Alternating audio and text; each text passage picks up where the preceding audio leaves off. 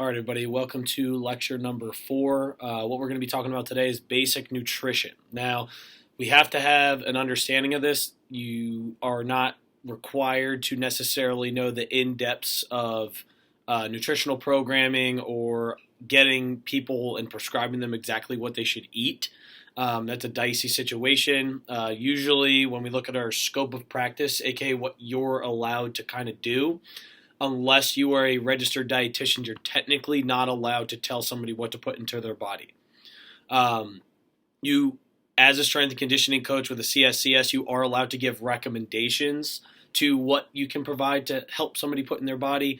But in general, usually it's a registered dietitian that's going to actually prescribe somebody what to do. And usually this has to do more with like supplements. Like you can't tell somebody, oh, like you should start supplementing iron, or you should start doing, magnesium or whatever. You're usually not supposed to say those things. But like for the most part, it's not that big of a deal, especially with fish oils and vitamin D's. They're not going to really hurt anybody. Protein supplements are fine. Creatine's fine. How you actually supplement them, you need to make sure you have an understanding of that before you tell somebody what to do. But for the most part, you have to be a little careful sometimes with what you tell people to put in their body, just because you don't know how they're going to respond, and you have to make sure there's a really strong chance of no negative effects. So again, as we've kind of gone over before, especially with the safety thing, you almost have to think worst case scenario, because in a worst case scenario, the person who's going to be held negligent is you if you tell somebody to do something stupid, right? So we just have to be a little careful. But for the most part, I'm sure all of you know somebody, or it might even be yourself, where you want to lose a couple pounds, right? Like how many times you heard that from someone, man, I wish I could lose the fat right here. Or I wish I could lose a couple pounds like that. And you want to help them, or you want to help yourself, and you just don't understand where to go. And all the information that's out there is, fast changing, 30 days, drop your weight, keto diets, vegan diets, vegetarian diets, diuretics, or whatever all these fads are out there. That's all that we have an understanding. If you have some protein bars, all of a sudden you're going to lose weight. Or if you drink these, shakes, 2 times a day and don't eat anything else, you're going to lose weight. So you need to have a basic understanding of nutrition, nutrition and weight, and what that really means, so that you can help make meaningful change. And that's what this lecture is really about, is helping you be able to make meaningful change. Now, the one thing that I am going to say is this is the hard pill to swallow for when it comes to nutrition. It's really not that complicated to eat right. And the problem with that is that it's super simple, right? At the end of the day, when you look at it on paper, you could calculate out exactly how much you need to eat at exactly the right distribution, and you need to do that for months on end, if not years, in order to see actual change, right? That's pretty simple. But when we look at actual life and the realities for some people, that is not very easy, right? So this is a very simple concept. It's just not very easy, because it takes a lot of time, and it takes a lot of discipline, and it takes a lot of consistency, right? And that's where you're always going to lose people, right? You're not going to lose them when you tell them exactly what they need to eat. Everybody can hear that. You are going to lose them when you tell them that this will not actually start to see any significant change for at least 2 months. Minimum 2 months. But after that, if you stop doing what you're doing, you're going to go right back to where you were within about a week and a half, right? This is going to take you, your X goal is going to take you X amount of months, if not years, like I said. Right? So for someone to look and, say, oh, I want to look like this, and usually it's a pretty big difference. Okay, that's going to take you about 5 years, right? So, and when you think about it that way, think about all the time, think about all the effort, think about all the work, think about all the discipline, think about all the sacrifice that you have to give up in order to get that goal. And this is where you're going to lose people. And this is where you might even have lost yourself. And I'm not one to sit here and say that I'm totally perfect, that I'm totally consistent. Like, that's not true. I spent the last, couple months during, COVID and all that, like I had some issues with my personally, and I was eating terrible for about 3 to 4 months. Like it just things weren't going like mentally the way that I wanted or whatever, and like it happens to everybody. So that is where you're going to lose. Like I knew what to do. That wasn't the problem, right? Knowledge is not the problem. It was the dedication to actually being disciplined to be consistent enough over a long period of time, right? I had some setbacks now, and now I have to kind of make up for that, but that's going to take me a while to do that. And that's just kind of where we're at. So that is where you have to understand that this stuff actually makes a difference, right? We're going to go over the macros. We're going to go over, pre-workout, post-workout, like all that's great. I'm telling you, it's awesome, right? And you have to know that stuff, because if you are consistent and disciplined enough, then you should be doing the right things. Because if you're consistent and disciplined doing the wrong things, then that's not going to help you either, right? But I'm telling you right now that for yourself, whoever whoever you're trying to help, your problem will not be telling them what to do. It's going to be getting them to actually continually do it. And I cannot stress that enough. And that goes for pretty much anything that you're talking about with training, with or lifting, aerobic fitness, cardio, whatever it is, right? Making meaningful change. When you go into your sports psych classes, you're going to talk about how to actually influence change through the different stages of change and behavior. And that's where, as coaches and working with people, you have to do some work on that, right? Because you are not going to be a good coach or a good practitioner if you can't actually influence behavior change, okay? And nutrition is one of the easiest ones where you can kind of bring this topic in, because we all have dealt with it a little bit, right? So once I explain this, like you could take those numbers and you could calculate your macros for, how to make improvement and lose weight, right? It's very simple. You could do that. But it's like, can you actually consistently follow that through the entire semester, right? Limit your, extracurricular activities with drinking, right? Because drinking has a huge effect on your macros and how your body responds to it for nutrition and, body composition change, right? It's a big deal, right? So can you also do that? So those are the things that you have to understand when you're entering a conversation or entering material like this. Is it's not just so straightforward as to say that you have to do, understand this. You got to understand how to actually get yourself or people to change, and it's very difficult, okay? Now, if we get past that part, if we get past the part where we're actually talking about getting somebody to change, what we're going to do is now go into what you actually do with them, okay? So if you look at lecture number 4 on the basic nutrition, I actually want you to scroll all the way to the bottom, okay, where it says weight loss. If you look on the second bullet point, you got 1 gram of fat equals 9 calories, 1 gram of protein equals 4, 1 gram of carb equals 4, and 1 gram of alcohol equals 7 calories, okay? So those are your big macronutrients. These are the things that are going to cause your body to basically, like, it costs energy in order to take those in, okay? And that's what the calorie is. So when you're looking at calories and counting calories, whatever, there's a certain amount that your body needs of nutrition or calories, like, to burn to keep yourself living. There's a certain, like, baseline number. We're going to go into that later, and you'll get into that later with other things, so I don't want you to necessarily worry about that. Just understand that everybody has a certain, like, base or floor level of calories they have to intake in order to stay alive, right? So when you understand that, we need to figure out what you are trying, we need to figure out how to get you to that point, and then how to influence change after that with whatever number you're trying to do. So usually we have this thing called a caloric deficit or a caloric surplus.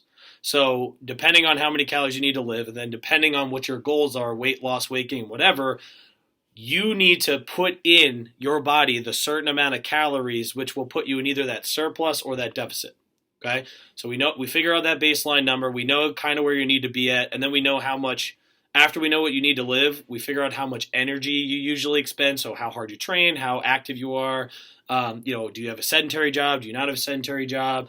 Are you working like labor job? Are you working a normal job but you train a lot? Whatever. You figure out those kinds of things, and then you can come up with this number of calories on. Okay, I need to be around 2,000 calories. We're just gonna throw out a random number. Okay. And assuming in your head, you go into it saying, okay, that 2,000 calories is a little bit below what I actually need to provide energy for myself. Not to live, but what I need for energy. And that would be a caloric deficit. So that person would be trying to lose weight. So when you're in a caloric deficit, basically it's you're burning more energy than you're taking in. And when you're burning more energy than you're taking in, that's where you start to lose weight because you're not inputting enough, right, on purpose. You do it, and this is the thing, you do it in a very small increment. So it's a very small increment of deficit. So now if you look back to that first point, it says how many calories are in a pound of fat. You have 3,500 calories, right? So if you looked at your body composition and you had a little bit more fat than you'd like and you want a little bit more lean body mass, you would have to get rid of some fat. But you need to strip 3,500 calories in order to lose 1 pound of fat. So that means now you can't strip 3,500 calories in 1 day or 2 days or 3 days, right? It's being in a deficit over a month, and every single day you are in a 100-calorie deficit, right? So over 30 days, we're looking at about 3,000 calories. You could also make that a little more aggressive. You could go anywhere up to probably like 500, right? That'd be a little aggressive, but if you're 200 calories, right, then it's going to take about half the month for you to strip that 1 pound of fat, assuming you are consistent enough in your caloric deficit to make sure that you are actually under, right, and you're actually dropping, right, and that's the hard part. So it's important that you understand the calorie aspect and being in a surplus or in a deficit, depending on what you're trying to do. And then it's understanding that it takes you a long time to actually drive change and deficit of body mass. Because, for example, a pound of fat is 3,500 calories. If we want to strip 3,500 calories, then, if you wanted to do that in a week, you'd have to drop 700 calories in a week, right? So that's the idea that we're trying to get here. When you look at what calories do I actually give myself, right? So it's I know that I need to hit X amount of calories in order to be in a deficit, but what does that actually mean? That's where your macronutrients come in. So you have fat, protein, carbs, alcohol, okay? Alcohol is a macronutrient. Obviously, when we're looking at health and performance, that's not usually something you want to include, but we all know how reality is, and if you do include it, then you can be actually calculated so that you can understand where your calorie intake is, right? So you look at your fat, your protein, and your carb. So for every 1 gram of fat that you intake, it's 9 calories, and then for every 1 gram of protein and carb, it's 4, and then alcohol is 7. So when you go to calculate, you use these numbers to differentiate, how much of each thing you want to put. Depending on what you're going for, changes the ratio of, carb, fat, protein. Okay, and there's different ways that you can manipulate it to get certain, adaptations. That is more when you get into your nutritional class moving on forward. So I'm not going to really dive into that, but understand that the manipulations of those can be different, right? So you could have 50% as protein and then split up 25-25 carb and fat. You could also do 50% carb and then 25-25. And you could also do 30%, right?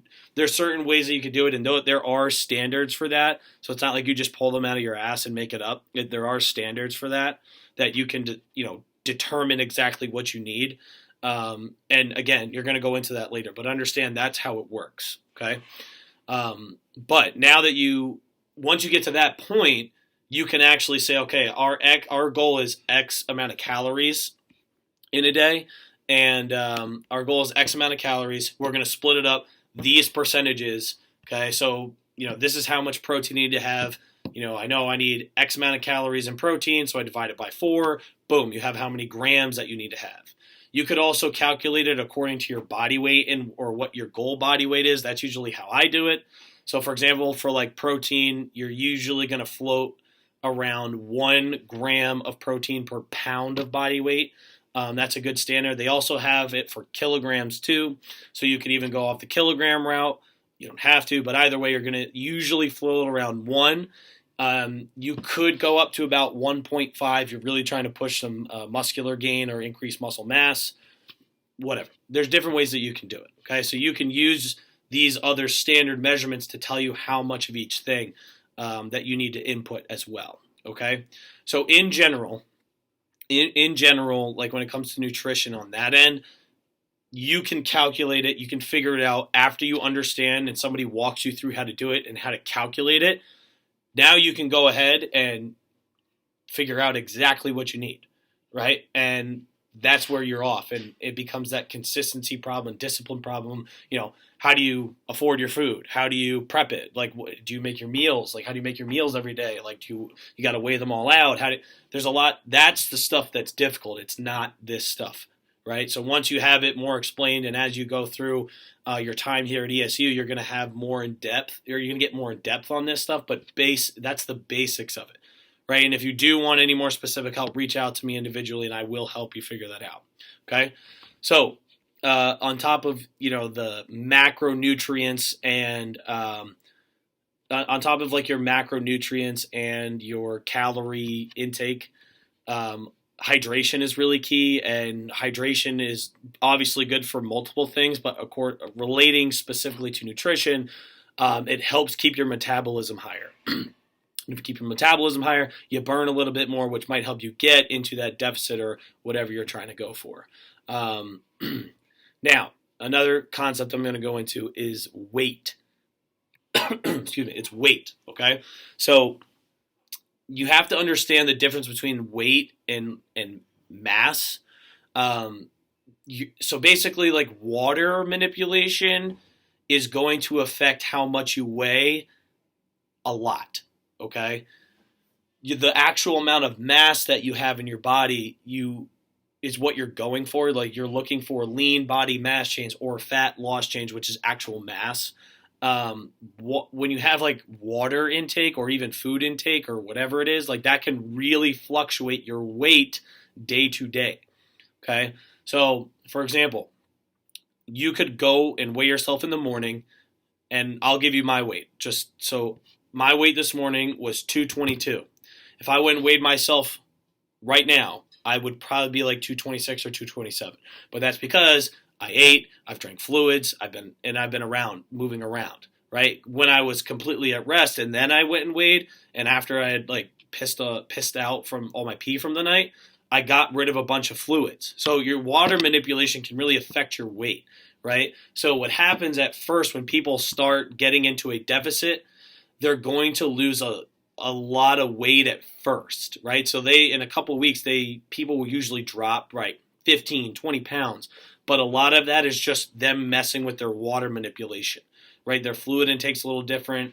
It has to do a little bit with like your carb intake as well. Like, carbs hold on to water better. So when you don't have as many, you're not holding on to as much water and you'll get rid of it. So you'll lose a lot of weight quickly, but you didn't give yourself enough time to actually change your body. And that's the key right there. And this is why this process takes forever, is that people think and focus on your weight, right? Another thing that happens too is you'll have this drastic drop in weight from your water manipulation. And then after you have this drastic drop in weight in 2.5, 3 weeks, you'll drop 1 pound in like 2 weeks. Okay. So if you do it that way, after you drop that initial and you don't drop a lot after, people will therefore right then be like, I'm not improving anymore and I don't think I should keep doing blah, blah, blah, blah, blah. But really what's happening there is you're starting to make significant change. You're now actually changing the mass distribution in your body. So you are stripping a little fat. You are gaining a little bit more muscle, right? So that's the stage in people's weight loss and body change, where after they lose this big amount on the scale, their pants fit differently, their arms fit differently, right? They're not as tight around the gut or whatever it is. That's where you start to get some actual change. And that slow process of that happening, you got to repeat it over and over again until it keeps changing. And it just takes a really long time. So it's important when you're like looking at for yourself or wherever you're looking for, that you understand the process of that, and then you don't get discouraged if you get to that point. Okay, so I hope that makes sense. If you have any more questions, you can kind of reach out to me. Okay. All right. Other quick concepts. I know I'm taking a little bit longer on this one. I apologize, but another couple quick concepts. While you sleep, you do burn calories. So if you wanted to calculate that, it's 0.42 calories a pound per body weight an hour. Okay, so all you got to do is you take your body weight, you multiply it by 0.42, and then you multiply that times however many hours you slept. So this is where sleep kind of comes in as far as recovery and whatever. If you sleep longer, you get a little bit more calorie burn. So if you don't sleep as long, then you're not going to help your metabolism, you're not going to help recovery, and you're going to miss out on a lot of things. Okay. Pre-aerobic workout and post-aerobic workout. I'm going to give you the quick bullet points on this one, and then we're going to be done. So basically, when you look at your macronutrients, right, your proteins are your builders, right? And you use protein for a lot of physiological processes in your body. On top of that's what like your muscles are and organs and things are primarily made of. So you need that in order to continue to grow or make sure you have a healthy balance. Your carbs are your energy, right? So we have different energy systems in the body, and we need nutrients or we need something to be broken down to therefore yield an energy release. An energy release lets your body complete work, and work is how you do movement, training, brain function, whatever, right? So in order to do things, you need energy to do that. In order to make energy, you need the nutrients that can be broken down in order to get to that point. You will get into that with physiology. I'm not going to go into it. Okay, but just understand that's really what we're looking for, and carbs are your source of energy. You don't want protein to be your source of energy. Fat will be a source of energy, but it takes a long time for that to happen relatively compared to what a carb would be. Okay, again, you'll get into physiology. Just understand that when we're looking pre-workout, we're looking for something that's going to be quick hitting as far as it's not going to take your body as long to process to get your energy yield, which would be carbs. Okay, that's like the major fuel source of the body. There's different types of carbs. Don't worry about it. Just understand that they're there. The more complex the carb is, those are usually digested slower, and those contain more like fiber in them. We don't really want to have those. Sorry, we do. I apologize. Those are the ones you do want. I apologize. So those complex carbs are the ones that you do want because they're going to provide you with that energy that's a little better. The simple carbs, and that's like where your real like sugary stuff comes in. That's going to give you a rush and then going to give you a crash. Okay, and you don't want that. You want something that's going to actually help provide proper energy for you, and that's where you're like your oatmeals, granolas, fruits with skin, whole grain toast. Like those are the things that you want pre-workout to help you out. Part of it too with your pre-workout for aerobic, you can have protein and fat sources in there, and this is what I was talking about, is that you can have like a protein or fat source, so even like a yogurt, mixed nut, eggs, those are backup to the carb stores that will eventually unrow. So the big thing with aerobic is you're going to do something for a really long time. Eventually you're going to run out of carbs unless you're fueling intra-workout, and you need a backup, and that's where the fat comes in, and it takes a really long time, is that your fat will always be there to help like provide some energy for you. It just takes a really long time to turn over compared to the carb. So that's what it's saying right there. Basic idea behind pre-aerobic workout fueling. And then post-aerobic workout fueling, it's important for you to nutritionally replenish after you work out because you're going to recover faster, you're not going to fatigue as much, and then it's going to help regulate your blood sugar. Anything within 30 minutes is like a go-to, okay? So you want to have something that's like high glycemic. All that really means is it's like high turnover basically in carb. And that's for your energy. That's to replenish your energy, which is your glycogen stores. Okay. Obviously, you need to rehydrate, but the important thing is that you want to get your body back to homeostasis. So after you do a training, it's a stress on the body. Your body's really stressed. It's broken down. You need to refuel it so that it's ready to go and it will recover better so that you can perform better on the next time. Okay. I think the bigger part of this lecture that I want you to understand is not really the post-workout aspect of it. For you, I want you to really hone in on that beginning part with the weight loss and macro distribution, because that's something that's going to be pretty practical for you right away as far as helping people. Okay, so if there was anything in this lecture that I didn't explain well or you don't understand, we can go over it in the Zoom. And or if not, if you want to reach out to me directly, please reach out to me. Okay, so other than that, that's it. And then we're going to go on to the next lecture, which is lecture 5.